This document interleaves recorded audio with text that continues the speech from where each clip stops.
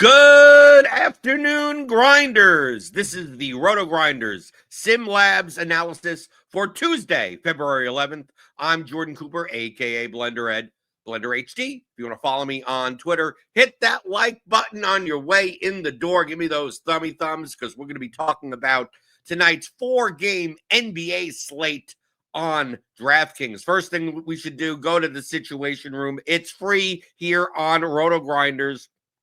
Shows you the injury report for today, situation analysis, impact ratings, and who's in, who's out, what tags are out. So we got Joel Embiid with the Q tag, we got Miles Turner with the Q tag, we got OG Anunoby with the Q tag, and obviously, it shows, if Embiid is out, big usage bump for Maxey and Oubre, as well as everything else here. So you could always check this out for free. Always need to be paying attention, especially this early in the afternoon on the injury report for the NBA slate, because then once we have all the information in, then you kind of want to go over to SimLabs. But I will show you how to use SimLabs for today's slate. Like I said, remember, you should be doing this more closer to lock as we get news that players are in, players are out. Obviously, all of our projections, our ownership projections, our player outcomes, our simulations all get updated as news comes in. So you can see here, right here, the timestamp, 12:43 p.m. Always check that timestamp. And assuming nothing changes, let's take a look at what SimLabs says for today. Since it's a 4-game slate, what's the context of the slate as far as what should we kind of prioritize in our SimLabs rating?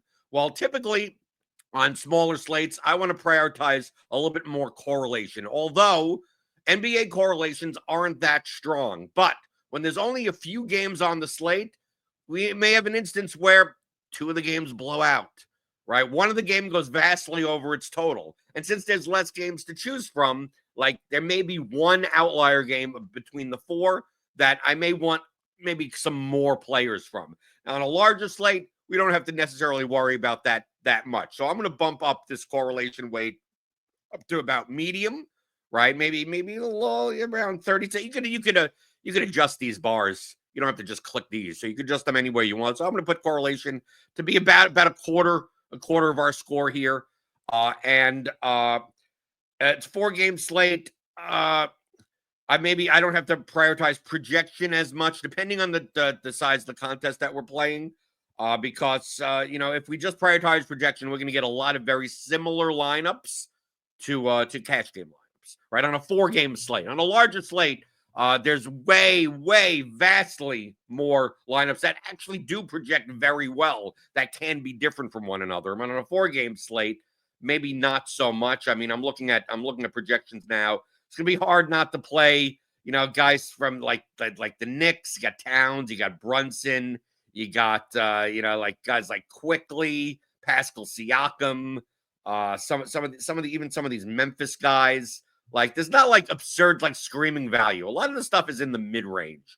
So I'm gonna bump down projection a bit to like because we're looking to win GPPs, right? So we're not just looking to just cash, right? We want to prioritize projection for like our cashing rate, not necessarily our first place in a GPP weight. So I just want to kind of put that down a bit, put a correlation high. Simulation weight, I always want to put up as much as possible because I want to rely on the actual game simulations and contest simulations that we're running. So that seems about good, but you can fool around with this as much as you want. But yeah, I just want to prioritize a little bit more correlation today on a 4-game slate. So one of the first things I look at just in general is what's the simulations say are like over-owned and under-owned players, basically their optimal versus projected ownership. And I see here that that looks like Jalen Brunson may be a little over-owned, say for Emmanuel Quickly. Devin Booker, Morant, Tyus Jones, like these are the guys that may be under-owned at point guard. Power forward, Pascal Siakam is over-owned.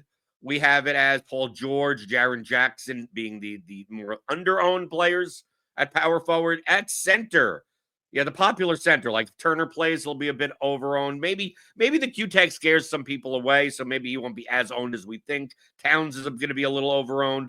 Vooch, Jalen Duren a little over-owned. And then got like a guy like Jaren Jackson where we have as very under-owned on this slate. And then at small forward, we got Ausar Thompson a little over. I mean, not that big of a deal. Paul George under-owned, but Ausar Thompson a little bit over-owned. And at shooting guard, yeah, we still get the same thing, basically. Devin Booker, Desmond Bane, a little under-owned. So why do I look at this? Because now you could choose. You could say, okay, well, if this guy is going to be under-owned, maybe I don't want to play a lineup that has him in it. And then if this player is under-owned, I don't want to play a lineup that has him in it. Now, you don't have to not play under. The reason why they're owned a lot is because they project well. They are good plays. But maybe you shouldn't be playing all of them in the same lineup. And that's why SimLabs is one of the best tools that you could use. As I always say in my theory of DFS courses, that a good GPP lineup is a good balanced blend of projection, correlation, and leverage in comparison to the size of the field of the contest that you're playing. So it's a 4-game slate. Maybe you're playing a single entry contest, right? Single entry contest, right? You're only playing one lineup. You could use SimLabs for one lineup. Okay, people think of these tools as, oh, I'm not building 150. Why do I need these? It's like, no, this is a good research tool as well as a good tool to just simply build one lineup. Find one lineup. Find one lineup that SimLabs rates high for the contest that you're in. And you could customize it so you could lock certain players, exclude certain players. So let's say there are plenty of plus EV lineups that have Emmanuel Quickly in it, but you don't want to play a lineup with Emmanuel Quickly. Well, then just exclude him and look at just the lineups that construct that way. So you're not just picking players, you're picking lineups. So for instance, I'm going to just go through. We're playing single entry contest. I'm going to keep the result range low, right? Meaning that since it's a smaller, typically single entry, a smaller field, I just want to kind of keep it to the best plays, right? On a very small slate, you'd obviously put the results range up very high because you don't mind playing like the 4th and 5th guy off the bench because there's only 2 games going on and you got to choose. You got to get different somehow. 4-game slate, I'm playing single entry. I'm playing one lineup. I don't need to play a guy that's like 0.8% owned on a 4-game slate or even like 2% owned on a 4-game slate. So I'm going to keep the result range low.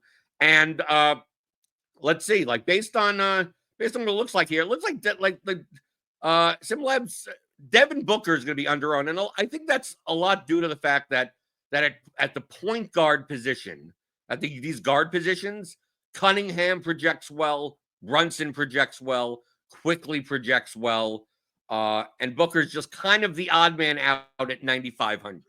He's just a little more pricey than these other guys at a very similar projection.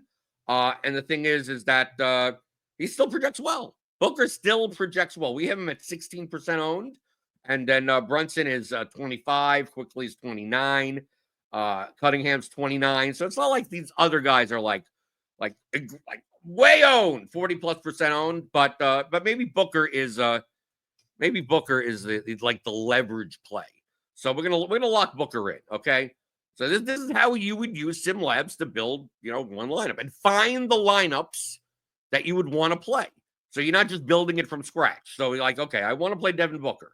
And then we take a look at who's massively over-owned that maybe we don't play. It seems like Siakam at power forward, at center. So if we're playing Booker, I mean, we could still play Booker and Brunson together. We could still play some of these guys together.